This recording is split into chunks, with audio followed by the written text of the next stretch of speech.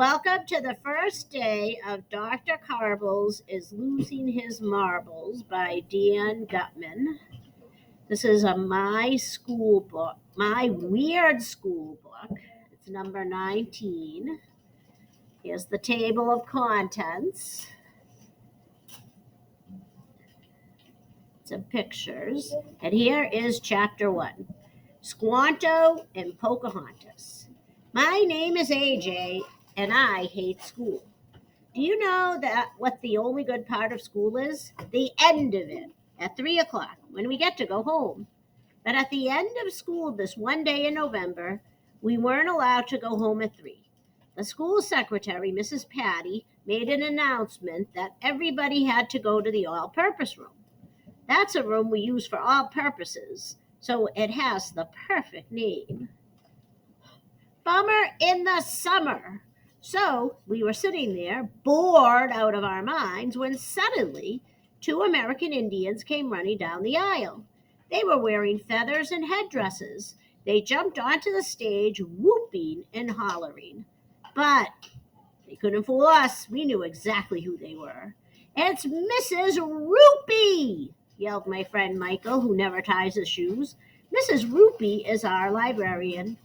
And Mr. Klutz, yelled my friend Ryan, who will eat anything, even stuff that isn't food. Mr. Klutz is our principal, and he has no hair. Klutz, said Mr. Klutz. Never heard of him. I am Squanto, a Patuxet Indian who helped the Pilgrims survive their first years in America.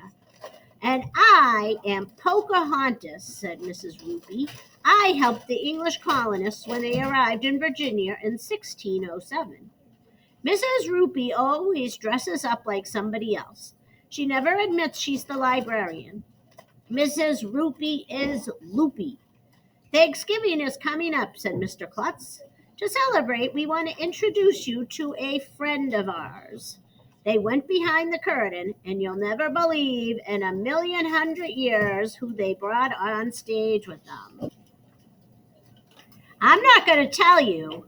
Okay, I'll tell you, but you have to read the next chapter, so nah, boo, on you. Chapter 2. Turkeys are weird. It was a turkey. They brought a turkey right out on stage. Now, I've seen plenty of dead turkeys in sandwiches, but I've never seen a live one before. This turkey was dressed like a pilgrim, with a little bonnet and dress. It was hilarious. All the kids went nuts. Gobble, gobble, said the turkey. Where do you think Mr. Klutz got a turkey? Asked Neil Crouch, who we call Neil the nude kid, even though he wears clothes. Maybe he rented it, said Michael. You can rent anything. There's probably a place called Rent-A-Turkey. For my birthday, my parents rented a lady dressed like a clown, said Ryan. If you can rent a lady dressed like a clown, then you can probably rent a turkey dressed like a lady. For my birthday, my parents rented a pony, said this annoying girl with curly brown hair named Andrea Young. We all got pony rides. Why can't a pony fall on her head? Mr. Klutz had his arms wrapped around the turkey so she couldn't escape. She didn't look very happy. This is our friend Gobbles, said Mrs. Rupee. She's going to help us get into the spirit of Thanksgiving. Everybody yelled, hello, to Mrs. Gobbles. Gobble, gobble, said Gobbles, flapping her wings. Mr. Klutz was having a hard time holding on to her. Isn't Gobbles cute? Asked Andrea. No, I said. What is her problem? Turkeys aren't cute. Penguins are cute. Turkeys are ugly. If they were cute, we wouldn't eat them. You don't see anybody eating penguins, do you? Besides, if Andrea thinks something is cute, then I don't. Gobble, gobble, said Gobbles again. She was really flapping her wings hard now. Turkeys are weird. They can't fly. What's the point of being a bird if you can't fly? That would be like being a fish that can't swim. Gobbles was probably upset because Thanksgiving was coming. If I was a turkey, I would hate Thanksgiving too. I'll make a deal with you, said Mr. Klutz, who was always making deals with us. If each class creates a beautiful Thanksgiving display, I will get married to Gobbles. Wow! It would be cool to see Mr. Klutz marry a turkey. This was going to be even better than the time he kissed a pig on the lips. Everybody was going crazy, cheering and stamping their feet.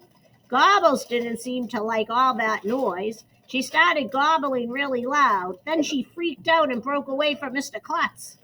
Gobbles went running off the stage. She jumped into the front row where the first graders sit.